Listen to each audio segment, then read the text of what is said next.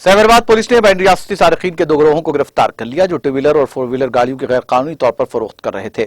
Commissioner police Stephen Ravindran ने जीवन में एक प्रेस कॉन्फ्रेंस से खिताब करते हुए कहा कि हमने 2 मुकदमात में 10 अफराद को गिरफ्तार किया है। हमने इन दोनों गिरोहों के कब्जे से 39 गाड़ियां जब्त की। उन्होंने बताया कि एसओटी पुलिस ने आरामगढ़ चौराहा पर गाड़ियों की तलाशी मुहिम के दौरान समीर अहमद और उसके साथी को गिरफ्तार करके कारें जब्त कर ली। उनसे तफ्तीश की गई और 11 कारें जब्त की गई।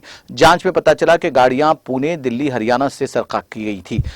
चेशी नंबरों के साथ छेड़छाड़ करके असली नंबर प्लेट्स की तरह फरोख्त की जा रही थी। बताया जाता है कि इस काम में कलकत्ता का एक आदमी चेशी नंबर बदलता है और उनका ताउन करता है। बाद में डीलर यहां श्रीनिवास राव और रहमान के जरिए फरोख्त की जाती हैं। निजामपेट के मुलजिम डीलर श्रीनिवास राव ने उनसे 7 कारें खरीदी। अहम मुलजिम गौस ने असली नंबर प्लेट्स हटा दी। एक और केस में हमने 3 मुलजिमीन को गिरफ्तार किया जो 2 पहियों की गाड़ी की चोरियों में मुलविस थे। कमिश्नर पुलिस ने कहा कि ये तीनों पुराने मुजरिम भी हैं। तकरीबन 26 मुकदमा में मुलविस है। 27 गाड़ियां सरका की गई हैं। हमने तमाम गाड़ियां जब्त कर ली हैं।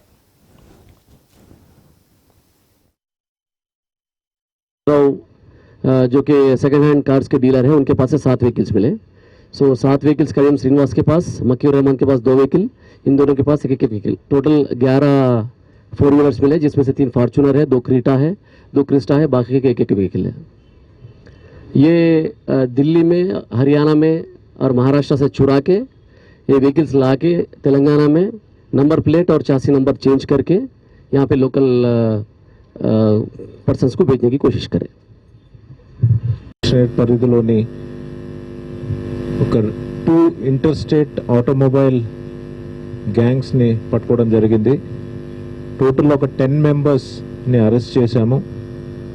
ఇందులోని 11 4 వీలర్స్, 27 2 వీలర్స్ అండ్ 1 ఆటో, అన్ని కలిపి అబౌట్ 39 వెహికల్స్ వరకు సీజ్ చేయడం జరిగింది.